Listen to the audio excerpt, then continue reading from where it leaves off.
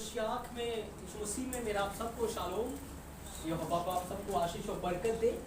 और हम यीशु मसीह के बड़े अनुग्रह के द्वारा आज इब्रानी भाषा के दूसरे लेटर बेथ के बारे में सीख रहे हैं।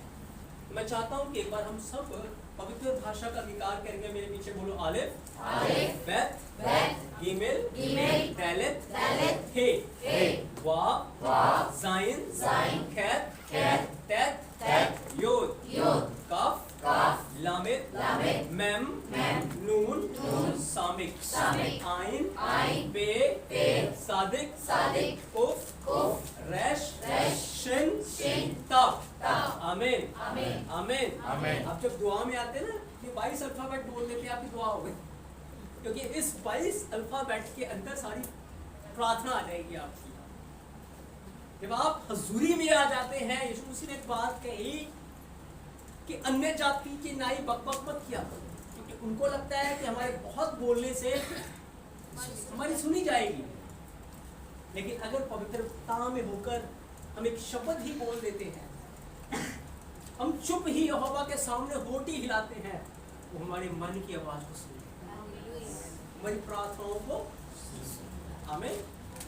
तो हम एक बहुत ही आज ब्लेस्ड अक्षर को सीख रहे हैं, वो है बेथ। और जब बाइबल की शुरुआत हुई, जब बाइबल को लिखा गया, तो इब्रानी भाषा के अंदर सबसे पहला जो अक्षर आता है, बाइबल की जो शुरुआत होती है, सबसे पहला जो अक्षर है बाइबल की जो शुरुआत है, वो है बेथ से। किससे है? बेथ से। जैसे हम हिंदी में पढ़ते हैं तो लिखा है आदि में, इंग्लिश में पढ़ते हैं तो लिखा है इन द बिगिनिंग, और जब हिब्रू में पढ़ते हैं तो लिखा है बाराशित। क्या लिखा है? क्या लिखा है? बाराशित। और बाराशित में सबसे पहला जो लेटर कौन सा आता है? कौन सा आता है? बेथ। तो यहोवा ने अपने पवित्र भाषा की शुरुआत या सृष्टि की शुरुआत को, या कहें बाइबल की शुरुआत को, सबसे पहले लेटर किससे शुरू किया? बेथ से। क्यों बेथ से क्यों किया? इसके पीछे एक बहुत बड़ा उद्देश्य था, एक बहुत बड़ा मकसद था। मैंने आपको पहले बताया था कि जब यहोवा सृष्टि की रचना करने जा रहा था, तो वो अपने सिंहासन पर विराजमान था। और ये जो 22 के 22 लेटर हैं, ये जीवित हैं, और यहोवा की उपस्थिति में इनके सिंहासन हैं। यहोवा के चारों तरफ इनके सिंहासन हैं, और हर एक लेटर अपने सिंहासन के ऊपर विराजमान। और ये लेटर आकर यहोवा से रिक्वेस्ट करने लगे, यहोवा से कहने लगे कि यहोवा, अगर आपको अच्छा लगे तो मुझसे आप सृष्टि की शुरुआत करें। तब यहोवा के पास आया और तब ने यहोवा से कहा कि आप सृष्टि की शुरुआत तब से करें। क्यों? क्योंकि मैं आपकी मोहर हूं, मैं आपका साइन हूं। यहोवा ने कहा नहीं। फिर शिन आया। शिन ने कहा, मेरे कारण आपको एल शदाई बोला जाता है, सर्वशक्तिमान परमेश्वर, आप सृष्टि की शुरुआत मुझसे कर सकते हैं। यहोवा ने नहीं कहा नहीं। ऐसे करके हर एक अल्फाबेट यहोवा के सामने उपस्थित हुआ और कहा, आप सृष्टि की शुरुआत मुझसे करें। तब एंड में बेथ आया, और बेथ ने कहा कि यदि यहोवा आपको अच्छा लगे तो आप सृष्टि की शुरुआत मुझसे करें, क्योंकि मेरे कारण आपको सृष्टि बारूक कहती है, धन्य कहती है। मेरे कारण सृष्टि आपको क्या कहेगी? धन्य। क्योंकि इब्रानी भाषा में बारूक बेथ से शुरू होता है। तो यहोवा ने बेथ को लिया कि ठीक है, मैं सृष्टि की शुरुआत बेथ से करूंगा, ताकि सृष्टि के जो लोग हैं वो यहोवा को क्या कहें? यहोवा धन्य हैं जिसने आकाश और पृथ्वी को बनाया। जब आप भोजन लेते हैं, आप कहें यहोवा आप धन्य हैं, आकाश और पृथ्वी को बनाने वाले जिसने हमें भोजन दिया। जब आपके जीवन में कुछ अच्छा होता है, आप कहें यहोवा धन्य है जिसने आज मुझे ये दिन दिखाया। जब आप सुबह उठे, कहे यहोवा आप जो आकाश और पृथ्वी को बनाने वाले हैं, आप धन्य हैं, इसने आज की दिन मुझे दिखाया। आप उसे धन्य। तभी तो दाऊद कहता है मैं यहोवा को धन्य कहता रहूंगा, मैं हर समय उसे धन्य कहा करूंगा, मैं उसे हर समय बारूक कहूंगा, बारक कहूंगा। तो सृष्टि की जो शुरुआत थी वो किससे हुई? किससे हुई? बेथ। अब बेथ की जो वैल्यू है वो कितनी है? 2। कितनी है? 2। इसका जो पिक्टोग्राफ है वो क्या है? घर। क्या है? क्या है? घर। और इसका साउंड क्या है? वाह का साउंड देता है। इसका एक आत्मिक अर्थ क्या है?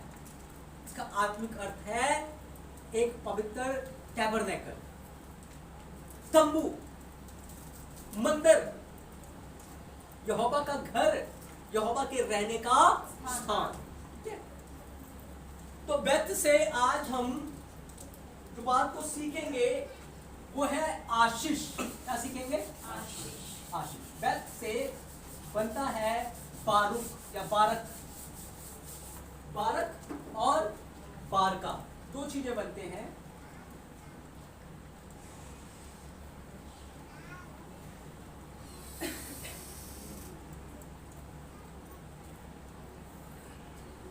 बेथ, रेश और काफ।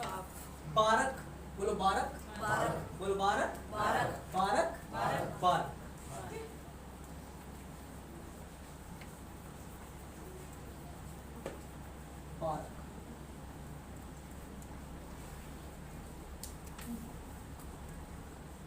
आशीष।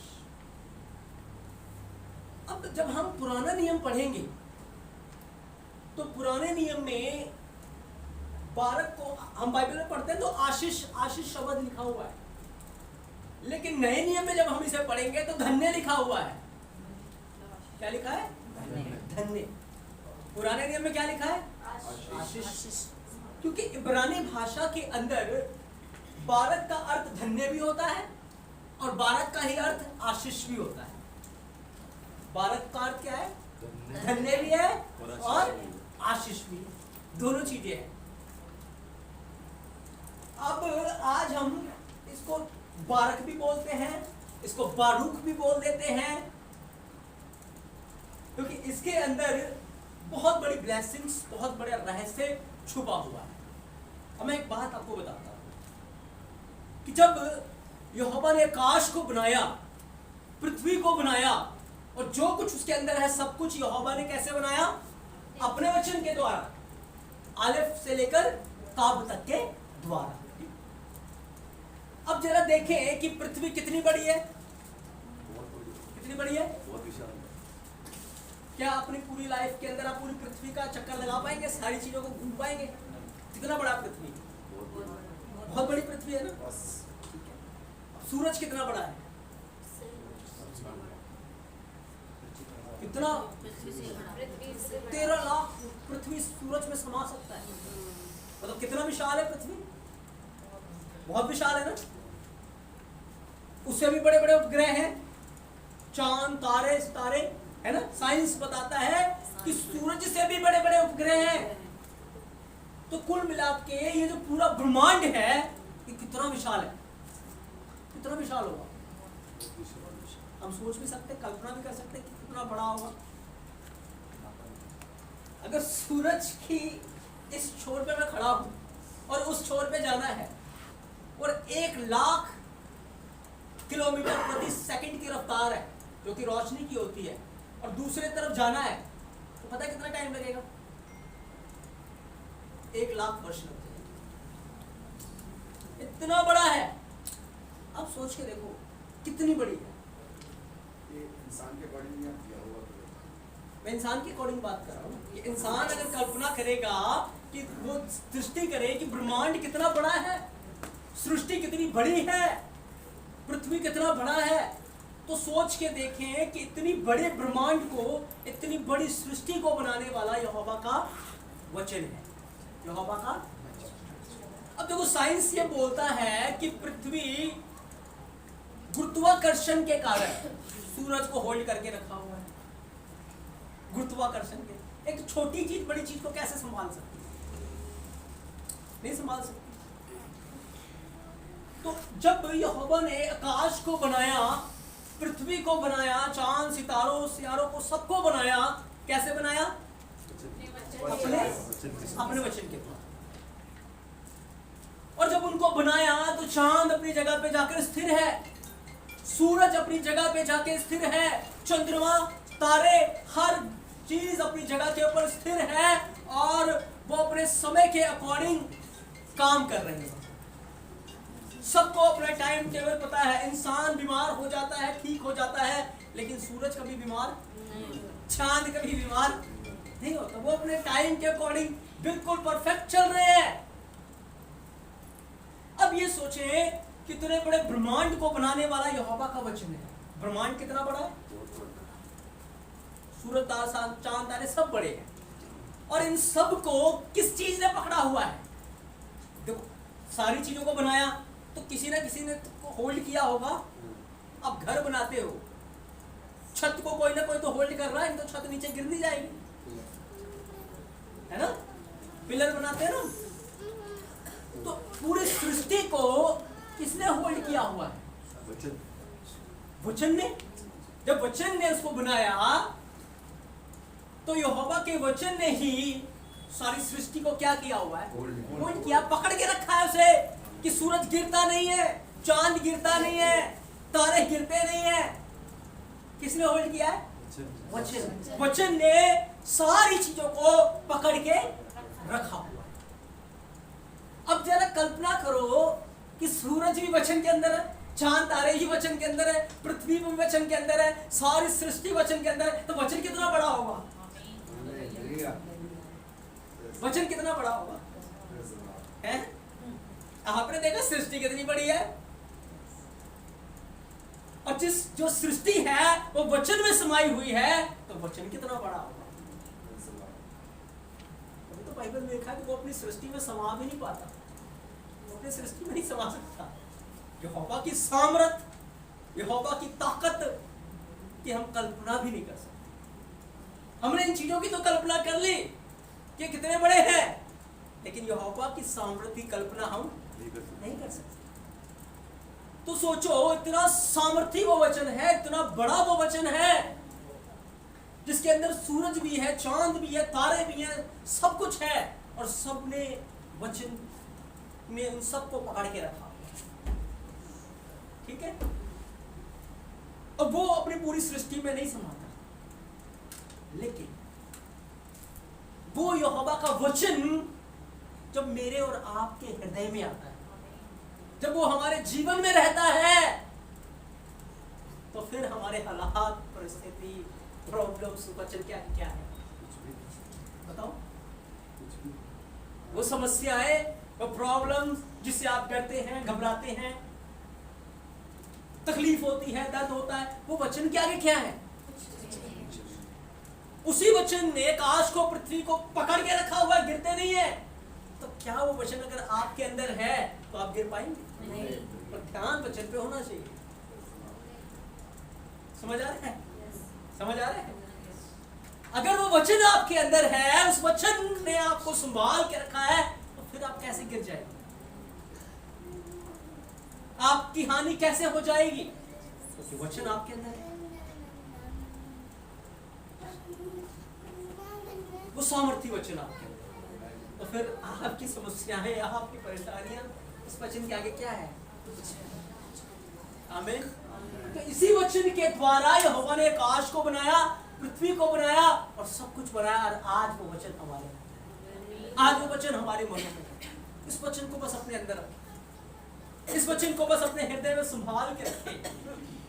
दाऊद कहता है, यहोवा मैंने तेरे वचन को अपने हृदय में बस रख लिया है।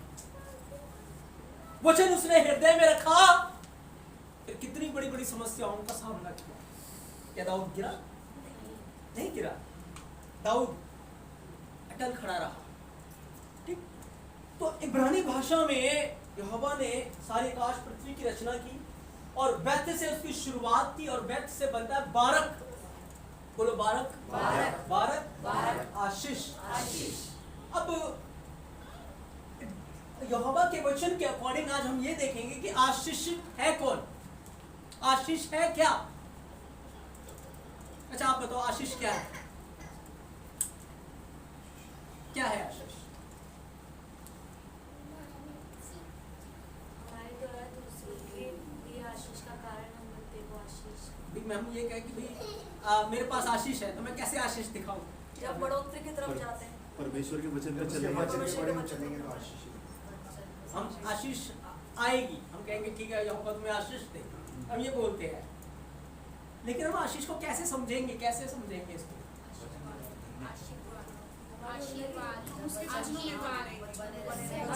जिन कामों में भी हाथ डालेंगे वो आशीष हो जाएंगे, हमारी उन्नति होती है। अनुग्रह से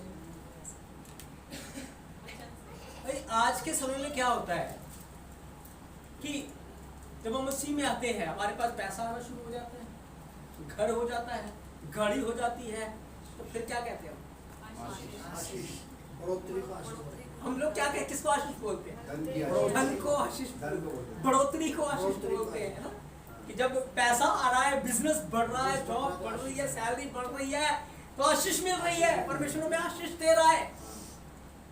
और ऐसे ही आशीष को आज लोग चाहते हैं, यही चाहते, यही होता है ना आशीष, यही मांगते हैं, कहते हैं ना गॉड ब्लेस यू, और आशीष मिल रही है। हम कुछ भी करते हैं, हम ये सोचते हैं कि यहोवा हमें आशीष देगा, और हम ये सोचते हैं कि हमें धन मिलेगा या हमें ये वस्तुएं मिलेंगी। पर याद रखें यहोवा की आशीष कभी खत्म नहीं होती, यहोवा की आशीष में कभी दुख नहीं होता, यहोवा की आशीष कभी नाश नहीं होती। तो ये जो चीजें हैं, अगर आप इन चीजों को आशीष मानते हैं तो फिर तो टाटा बिरला बहुत आशीषित है, फिर तो बिल गेट्स सबसे ज्यादा आशीषित है? धीरू भाई अंबानी सबसे ज्यादा आशीषित है, ब्लेस्ड है। क्यों? वो ज्यादा आशीषित होने चाहिए ना फिर तो। पर कलीसिया का ध्यान आज इन चीजों में ही है, वो यीशु मसीह के पास इन चीजों के लिए आते हैं, आशीष के लिए, और उनको आशीष पता ही नहीं है कि आशीष है क्या। प्रिय जी, तो ये चीजें आशीष नहीं है। धन बढ़ेगा, ये सारी चीजें होंगी, लेकिन ये सब आशीष नहीं है, ये यहोवा के अकॉर्डिंग बरकत नहीं है, ये बाइबल के अकॉर्डिंग बरकत नहीं, आशीष नहीं है। फिर आशीष क्या है? 12 के लिखा है ना मैंने, जब हम बेथ और रैश को अलग करेंगे तो बनेगा बर। क्या बनेगा? बर। बर का अर्थ क्या होता है? पुत्र। बर का अर्थ क्या है? पुत्र कौन है? यीशु मसीह। कौन है? और कफ जो है वो यहोवा का हाथ है।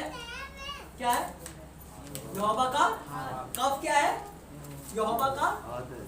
तो बारक के अंदर क्या मिलेगा हमें? पुत्र का, पुत्र का, पुत्र का, यीशु मसीह का हाथ।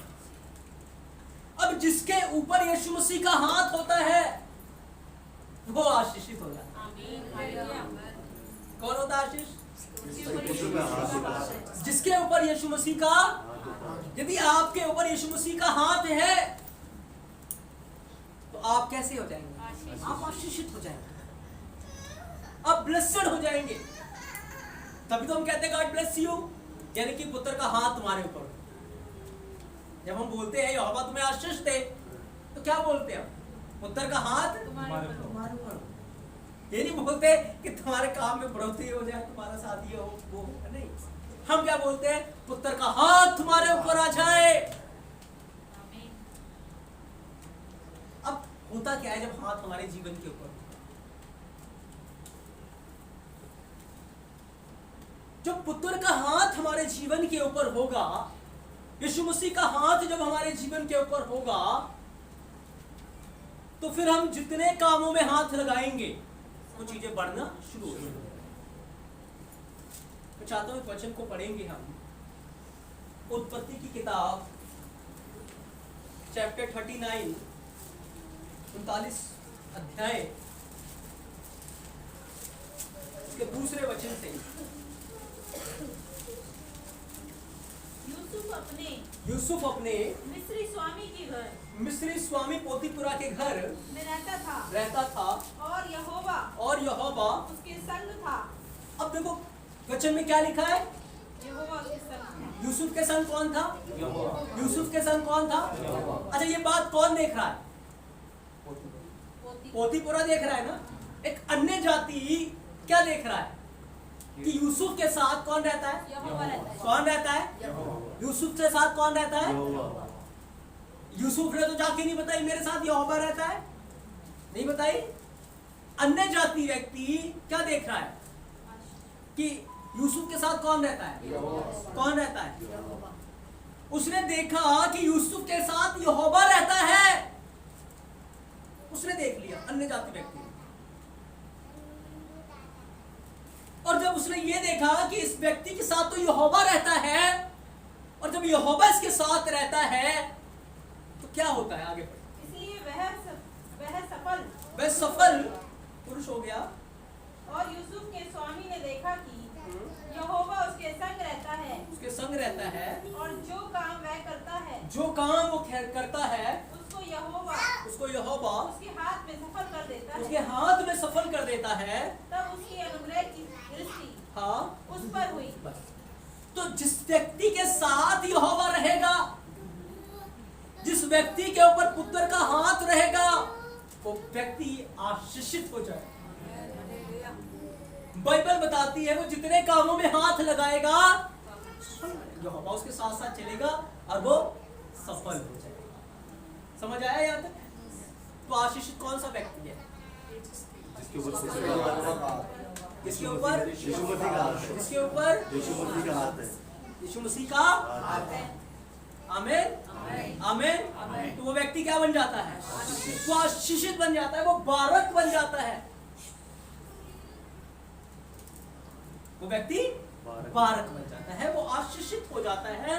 वो जहां जहां जाएगा बढ़ोतरी होनी शुरू, जितने कामों में हाथ लगाएगा बढ़ना शुरू। क्यों? क्योंकि यहोवा उसके साथ है। अब जब यहोवा हमारे साथ रहेगा, जब पुत्र का हाथ हमारे जीवन के ऊपर रहेगा, तो फिर हम जहां जहां जाएंगे लोग देखेंगे इनके साथ यहोवा रहता है।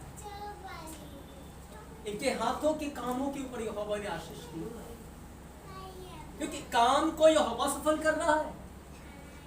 इसाक के साथ यहोवा था, अकाल में भी बीज बो रहा, यहोवा उसे सफल कर रहा, पर उसे उस आशीष के साथ जो कि यहोवा का हाथ है जुड़ना पड़ेगा। आमीन। तो हमें भी उसके पुत्र के साथ, यीशु मसीह के साथ रहना पड़ेगा, उसके साथ जुड़ना। जब उसका हाथ हमारे जीवन पे रहेगा, हम ब्लेस्ड होंगे, हम आशीषित होंगे। अब देखो होता क्या है, एक तरफ यहोवा है, एक तरफ, और दूसरी तरफ दुष्ट आत्मा है। दूसरी तरफ क्या है? एक तरफ यहोवा है और दूसरी तरफ दुष्ट आत्मा। अब एक आशीषित व्यक्ति श्रापित कैसे बन जाता है? एक आशीषित व्यक्ति श्रापित कैसे बन जाता है? आप देखेंगे। देखो, आप यहां बीच में खड़े हैं, आपके दाहिने ओर कौन है? यीशु मसीह है, और बाईं तरफ कौन है? दुष्ट आत्मा है। अब दाईं तरफ यीशु मसीह कह रहे हैं, मेरे बेटे मेरे वचनों में चल, मेरे साथ आज्ञाकार रहे, तू प्रार्थना में अपना जीवन बिता, आराधना में जीवन बिता। और बाईं तरफ दुष्ट आत्मा कह रही है, चल थोड़ा सा विचार कर ले, चल थोड़ा नाटक दीजिए, वो कुछ नहीं होता, थोड़ा सा कौन देख रहा है। यूसुफ के एक तरफ तो यहोवा था और दूसरी तरफ कौन था? दुष्ट आत्मा, उसकी बीबी के रूप में, पोतीपुरा की पत्नी के रूप में। क्या कह रही थी वो? व्यभिचार कर। उसको पता था जैसे ही मैंने व्यभिचार किया, यहोवा मेरे साथ से दूर चला जाएगा, मैं हट जाऊंगा उसकी उपस्थिति से, और ये जो आशीष वाशीष है सब चली जाएगी। अब जब दुष्ट आत्मा उसके सामने थी और वो कह रही थी कि मेरे साथ सो, तो यूसुफ ने क्या कहा? मुझसे दूर हो जा। क्या बोला? मुझसे दूर हो जा। क्या ऐसा करके मैं यहोवा के विरोध में पाप करूं?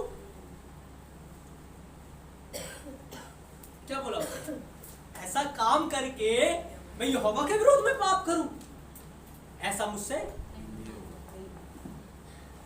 उस दुष्ट आत्मा ने छोड़ा नहीं उसे, उसके पीछे ही पड़ गई, बार बार उसे तंग करने लगी, बार बार उसके पास आने लगी। पर एक दिन देखा घर में तो कोई भी नहीं है, चुंबड़ दिया उसको, पकड़ लिया उसको। यूसुफ ने क्या किया, उसे फेंक के ऐसे झटका देकर भाग लिया वहां से। मुझे दुष्ट आत्मा के पास, दुष्ट आत्मा के पास। आज लोग मोबाइल फोन से चिपके हुए हैं, आज लोग बुराई के साथ चिपके हुए। दुष्ट आत्माएं तो कहती है चल ये कर ले कोई बात नहीं, चल चुगली कर ले कोई बात, कौन देख रहा है, चल नाटक देख ले कौन देख रहा है, चल बुराई कर ले कौन देख रहा है, कौन देख रहा है। कहती नहीं है, आती है ना, एक आवाज आती है अंदर से, चल ये काम करते हैं, चल ये काम करते हैं। कौन, किसकी आवाज होती है वो, किसकी आवाज होती है? हाँ। फिर हम उसकी बात को मानते हैं, उससे जाके चिपक जाते हैं, वो हमारे अंदर आ जाती है। फिर हम चर्च में आते हैं, कहते पास्टर जी आशीष ही नहीं आए, हम तो नुकसान में जा रहे हैं। जो भी काम करते हैं चौपट ही हो जाता है। चौपट तो होना ही है, दुष्ट आत्मा को जगह दे रखी है आपने। यूसुफ की तरह आपको कहना था दुष्ट आत्मा मुझसे दूर हो जा, मुझे नाटक नहीं देखना, मुझे बुराई नहीं करनी, मुझे चुगली नहीं करनी, मुझे निंदा नहीं करनी, मुझे गलत काम नहीं करना। और फिर हम पवित्र आत्मा की आवाज को सुनते, हम वचन की आवाज को सुनते, बाइबल से पढ़ते। यहोवा का वचन कहता है आशीष दो, यहोवा का वचन कहता है माफ कर दो, यहोवा का वचन कहता है दया कर दो, है ना। तो हम चाहते हैं कि यदि हम आशीषित बने रहे, हमारे पास आशीष हो, तो हमें पुत्र के हाथ के नीचे रहना पड़ेगा, हमें उसकी आवाज को सुनना पड़ेगा, हमें उसके साथ रहना पड़ेगा और बुराई से दूर। जब आए ऐसे विचार दुष्ट आत्मा को, दुष्ट आत्मा उससे दूर हो जाए। प्रार्थना में मन ना लग रहा हो, नींद आ रही हो, ऐ नींद की आत्मा मुझसे दूर हो, मुझे प्रार्थना करनी। बोलो सही में बता रहा हूँ मैं। आज दुष्ट आत्मा वैसे नहीं, जो मंदिरों में भी खेलते हैं, चर्चों में भी खेलते हैं, वो दुष्ट आत्मा ही नहीं होती। आज दुष्ट आत्मा बहुत चिराग हो गई है, बहुत शातिर हो गई है, वह ऐसे आकर विश्वासियों में घुस रही है और विश्वासियों को भटका रही है। तो उसी समय उसे डांट दो, उसे हटा दो और आप वचन की पालना करो, आप वचनों को मानो, वचन के अनुसार चलो। पवित्र आत्मा की आवाज जो की यहोवा का वचन है उसको सुनो, तब आप आशीषित बने। समझ आ रहा है? समझ आ रहा है? तो आशीषित व्यक्ति कौन है? जिसके ऊपर यहोवा का हाथ है, यीशु मसीह का हाथ है, वो ब्लेस्ड है, वो आशीषित है। हमें उसके साथ रहना है, हमें उसकी आवाज को सुनना है, यूसुफ की तरह। क्योंकि यूसुफ आशीषित था। क्यों आशीषित था? क्योंकि यहोवा उसके साथ रहता था। क्यों यहोवा उसके साथ रहता था? क्योंकि वो बुराई से दूर रहता था, दुष्ट आत्माओं से दूर रहता था। अगर हम बुराई से दूर रहेंगे तो यहोवा हमारे साथ है। फिर जितने कामों में हाथ लगाएंगे, प्रार्थना करने की जरूरत नहीं है पड़ेगी आपको। अब जितने कामों में हाथ लगाएंगे, जहां जहां जाएंगे आप सफल होते जाएंगे, क्योंकि यहोवा आपके साथ। आमीन, आमीन। समझ आया आपको? एक वचन को और पढ़ेंगे, पहला इतिहास 4 अध्याय 10 वचन।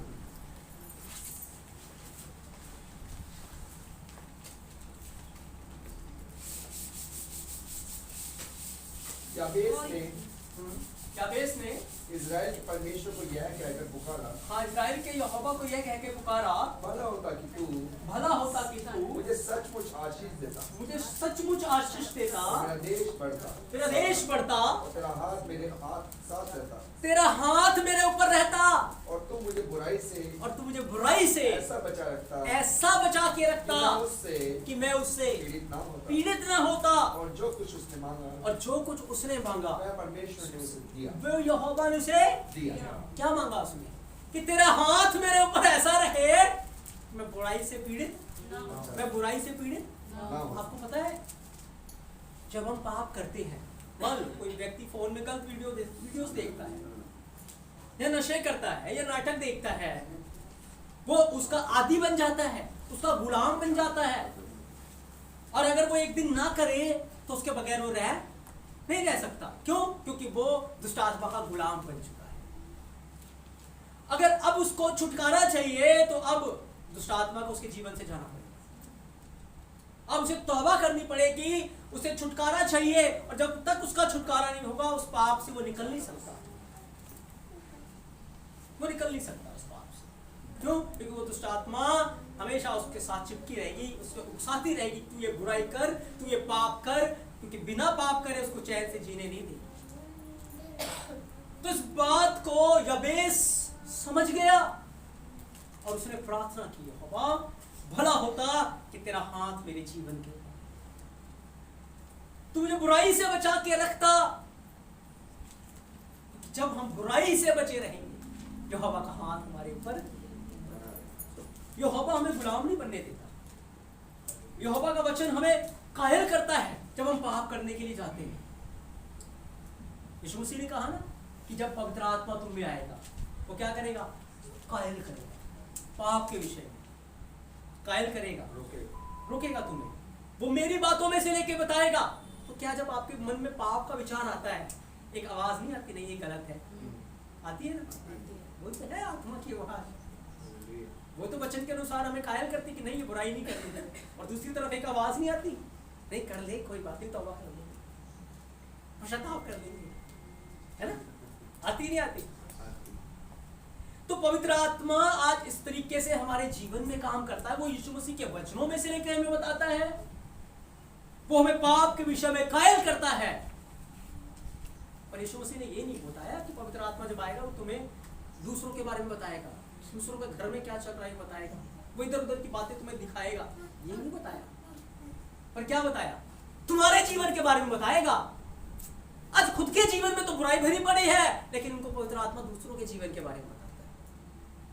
खुद के जीवन में तो गुनाह भरे हुए हैं, पवित्र आत्मा उनको दूसरों के बारे में, पवित्र आत्मा वचन में से बताएगा, पवित्र आत्मा पाप के विषय में कायल। ये दो काम करेगा पवित्र आत्मा।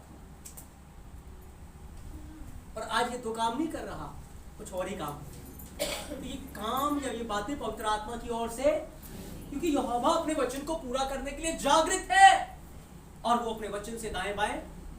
हम भटक जाते हैं लेकिन वो भटकता नहीं। आमीन, आमीन, हालेलुया। तो यबेस ने प्रार्थना की, यहोवा तेरा हाथ मेरे ऊपर रहे कि मैं बुराई से पीड़ित ना। अब देखो, हमने ये सीख लिया कि आशीषित व्यक्ति कौन है? कौन है? कौन है? आमीन। अच्छा, अब आप कैसे देख सकते हैं कि सच में ये व्यक्ति ब्लेस्ड है? क्योंकि यहोवा का हाथ आपको तो नजर नहीं आएगा, आएगा ना? आप कैसे देख के बताओ? सामने वाले को दिखेगा, सामने वाले को दिखेगा कि परमेश्वर इसके संग रहता है। अब मैं जिस व्यक्ति के साथ यहोवा रहेगा, जिस व्यक्ति के ऊपर यहोवा का हाथ रहेगा,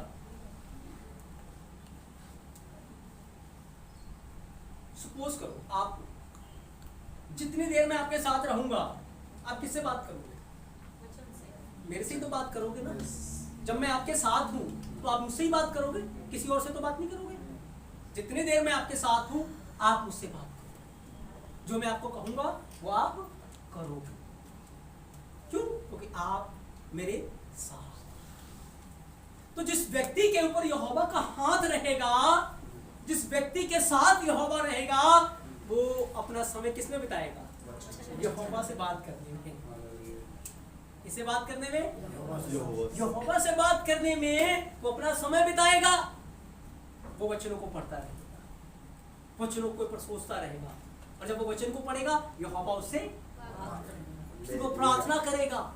जब वो प्रार्थना करेगा तो वो यहोवा से हाँ। तो आप इससे समझेंगे कि जिस व्यक्ति के जीवन में वचन भरा हुआ है, जिस व्यक्ति को वचनों की गहराई पता है, जो व्यक्ति प्रार्थना में रहता है, जो व्यक्ति आराधना में रहता है, वही इसके ऊपर यहोवा का हाथ है। समझ आया किसके ऊपर है? हाँ, तुम कैसे कहेंगे किसी व्यक्ति को ये ब्लेसड है? जिसके पास ज्यादा वचन, जो ज्यादा प्रार्थनाओं में रहता है, जो ज्यादा यीशु मसीह की संगति में अपना जीवन गुजारता है, वो ब्लेसड है। और जो संसारिक चीजों में फंसा रहता है, वो क्या है? वो श्रापित है, वो दुष्ट आत्माओं की बातों में चल रहा है। क्योंकि जब हम इसी को पढ़ेंगे, एक शब्द है बारक से बार का। क्या है? बार का। बोलो बार का। बार का। बार का। बार का का अर्थ है आशीर्वाद। क्या है? आशीर्वाद। आशीर्वाद। तो इसके पीछे ना हे आ जाता है। हे का जो पिक्टोग्राफ है वो एक आत्मिक इंसान है जो वर्शिप करता है और आराधना करता, हाथ उठा के। तो जिसके ऊपर पुत्र का हाथ आ जाता है वो आत्मिक इंसान बन जाता है, जो आराधना में जीवन बिताता है, जो समर्पित होकर जीवन बिताता है, जो बुराई से दूर रहता है, जो प्रार्थना में लगा रहता है, जो वचनों में लगा रहता है और वचन की बातों के ऊपर सोचता रहता है, वो क्या बन जाता है? वो आशीषित। अगर आप किसी व्यक्ति को देखते हो प्रार्थना में रहता है, वो वचनों में रहता है, वचन की गहराई या वचन के भेद में बढ़ता जाता है, वचन से भरा हुआ, वो ब्लेसड है।